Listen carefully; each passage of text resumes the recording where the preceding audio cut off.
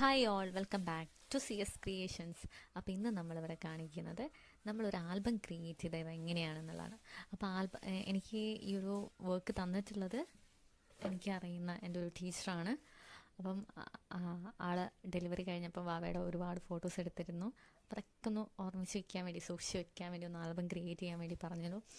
എനിക്ക് സിമ്പിളായിരുന്നു എന്നുള്ള, just photo print എടുത്ത് കൊടുത്താൽ മതി എന്നുള്ളതാണ്. കാരണം ആൽബം ഓൾറെഡി ആൾ എനിക്ക് വാങ്ങിച്ചു തന്നിരുന്നു. അപ്പോൾ നമുക്ക് ഒരാൾക്ക് പുതുതായിട്ട് ഇങ്ങനെ ആൽബം ക്രിയേറ്റ് ചെയ്യണം എന്നാണെങ്കിൽ ജസ്റ്റ് ആൽബം വാങ്ങിക്കാം. അല്ലാതെ നമുക്ക് വേറൊരു മോഡൽ വരുന്നുണ്ട്, ആൽബം പെയിൻറ്റ് ചെയ്ത് കൊടുക്കുന്നതും. അപ്പോൾ രണ്ട് മോഡലിൽ നമുക്ക് ആൽബം ചെയ്യാം. അത് ഞാൻ പിന്നീട് ഒരു വീഡിയോയിൽ കാണിക്കാം.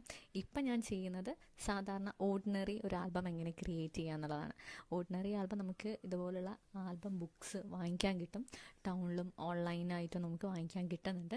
അപ്പോൾ അങ്ങനെ നിങ്ങൾക്ക് അറിയുന്ന കടകളിലോ അല്ലെങ്കിൽ ഓൺലൈനായിട്ടോ വാങ്ങിച്ചതിന് ശേഷം നമുക്ക് ഇതേപോലുള്ള ആൽബംസ് ജസ്റ്റ് ഫോട്ടോസ് പ്രിൻ്റ് ചെയ്ത് ഒന്ന് ലാമിനേറ്റ് ചെയ്ത് കട്ട് ചെയ്ത് കൊടുത്താൽ മതി എന്നുള്ളതാണ്. അപ്പം നിങ്ങൾക്ക് ഈ ഒരു വീഡിയോ ജസ്റ്റ് ഒന്ന് ലൈക്ക് ചെയ്യുക. അതുപോലെ നിങ്ങൾക്ക് ഇതുപോലുള്ള ആൽബംസ് വേണമെന്നുണ്ടെങ്കിൽ ജസ്റ്റ് ഒന്ന് എന്നെ കോൺടാക്ട് ചെയ്യുക. അപ്പോൾ thank you for watching this video.